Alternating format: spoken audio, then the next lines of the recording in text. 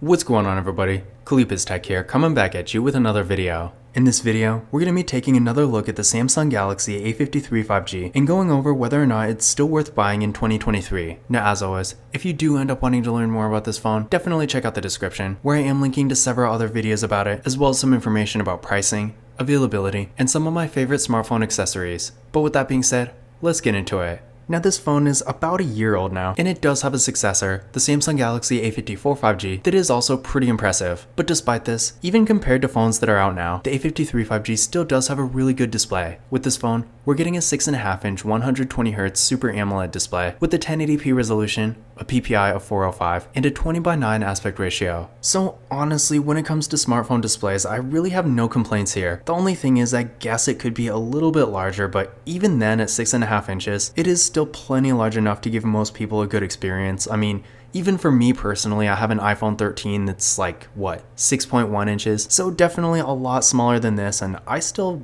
get by on it perfectly fine. I watch all kinds of videos, play games, occasionally use social media, pretty much anything you can think of, and the A53 5G is significantly larger than my phone. So in general, unless you're specifically looking for a super large smartphone display, I feel like, again, the size and dimensions here are really perfectly fine. The aspect ratio is also pretty good too. At 20:9, we're getting a real tall and narrow form factor here, which even compared to the successor, the A54 5G actually has a 19.5:9 aspect ratio, which to be fair isn't really that different, but it's still a bit shorter and wider. And while this is really not going to make a huge difference with the A53 5G, this form factor is going to give us a slightly better scrolling experience. So if you're doing something like browsing the web or using social media, you can fit a tiny bit more content on the screen without having to scroll as much. And if you're in landscape mode, if you want to zoom into full screen, you're going to get a nice immersive experience, and things in general do look a bit more cinematic. The image quality is also great here. With the Super AMOLED, the colors look really good, the display is really bright, and the viewing angles are great too. So if you're outside in the sun, for example, or really in any kind of bright area, compared to something like an IPS LCD, for example, a Super AMOLED is going to be a bit easier to see. With the 1080p resolution, things are also nice and sharp, and with the 120Hz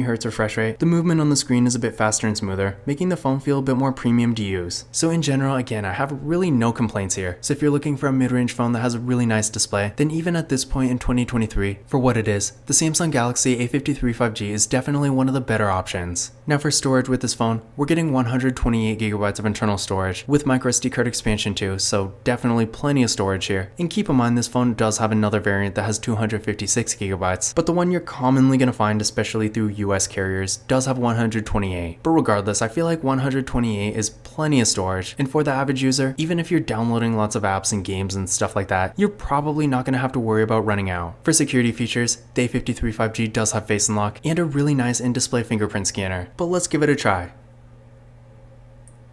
There we go, one more time.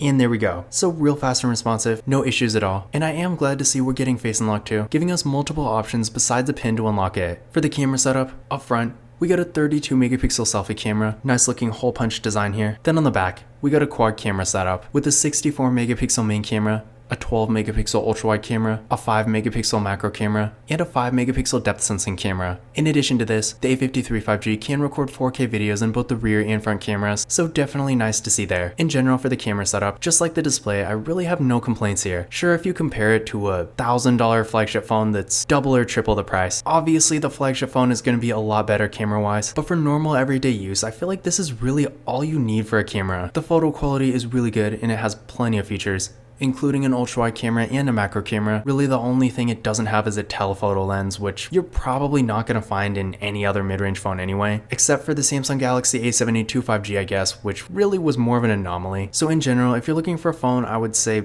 under $400, even compared to the phones that are coming out now, I still feel like the Samsung Galaxy A53 5G is one of the better options. Now to give you an idea of what it can do, here's some pictures taken with the Samsung Galaxy A53 5G. So I'll let you decide for yourself whether or not this photo quality is really good enough for you. But I feel like compared to the average mid-range phone in 2023, the quality is definitely good. I would say for typical everyday use, for things most people are typically using smartphones for, stuff like social media, maybe Instagram for example, or sending photos to friends and family, or maybe you're on vacation taking photos for your own memory. Regardless, the photo quality here, while obviously not being like multi-$1,000 DSLR quality, is still going to be good enough for most things. So again, if you are looking for a mid-range phone that has a really nice camera, you're definitely not going to go wrong with the Samsung Galaxy A53 5G. Now when it comes to RAM and processor, we're getting 6GB of RAM with the Samsung Exynos 1280 processor. Overall, I do think the performance on this phone is really good. I haven't had any issues whatsoever, no slowdowns or lagging or anything like that. And while it's not nearly as fast as a much higher end device, it still does get the job done for most activities. So if you're doing stuff like web browsing, social media, streaming content like videos and music, and maybe some light mobile gaming, it is going to be perfectly fine for that kind of thing. And again, in my experience, pretty much anything you might be doing on this phone will run decently well. But if you are really going to be on your phone all the time doing more demanding activities like maybe video editing with a program like CapCut for example, then yeah, in that case you might want to get something a bit higher end that's quite a bit faster. But honestly, I feel like not very many people are going to be doing something like that. So in general, for the average user, the performance you get with the A53 5G is going to be plenty good enough. Now I did run a benchmark test on this phone using Geekbench 6, and here are the results I got. So what I recommend doing is running this test on your current phone and then comparing your results to these, and that's going to give you a better idea of whether or not this phone will be a performance upgrade for you. Because depending on what you're coming from, of course, it may or may not be. If you're coming from something like an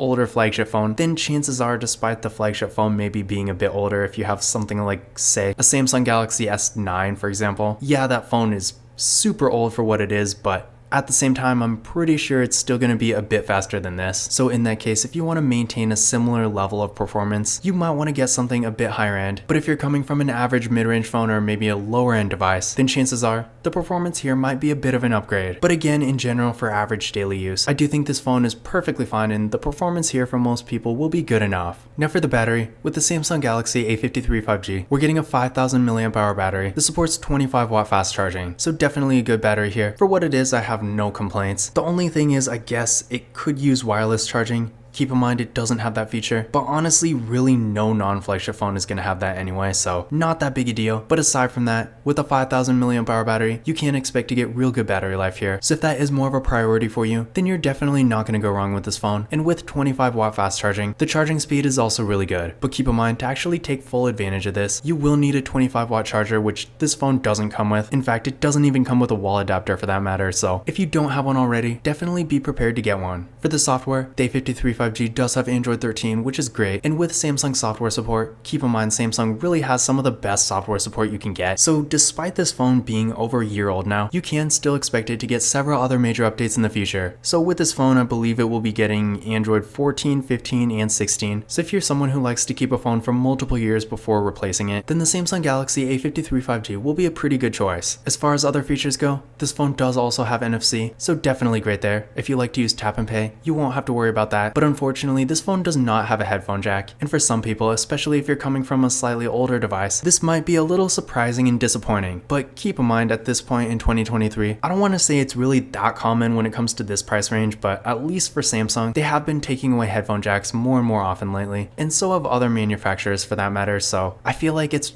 really only a matter of time before headphone jacks become a thing of the past. So on one hand, yeah, if you have wired headphones and you want to use them without an adapter, then you might want to skip this phone, but I feel like it's not really enough of a big deal to be a deal breaker because you can easily just get an adapter and it should work just fine anyway. But yeah, just to avoid any potential disappointment, again, keep in mind, this phone does not have a headphone jack. But in conclusion, is the Samsung Galaxy A53 5G still worth buying in 2023? In general, I would definitely say yes, especially at this point considering the A54 5G is out. You should be able to find some real good deals on this phone. I feel like it'll be going for maybe $300 or less. I would definitely not pay more than $300 for this phone, but depending on where you get it, if you get it like refurbished on a place like eBay or Swappa, or through a carrier, I know some carriers still have this phone, just keep in mind there are definitely some really good deals on it. And honestly, for what you're probably going to be paying, for maybe $300 or less, you're getting a really nice display, plenty of storage, a great camera that can record 4K videos, pretty good performance, a large battery, the latest version of Android, along with great software support, and NFC too. So in general, if you are looking for an affordable 5G phone that provides honestly quite a bit of value for the money, then even today in 2023, I do think the Samsung Galaxy A53 5G is a great choice. Now once again, if you do want to learn more about this phone, definitely check out the description, where I am linking to several other videos about it, as well as some information about pricing, availability, and some of my favorite smartphone accessories.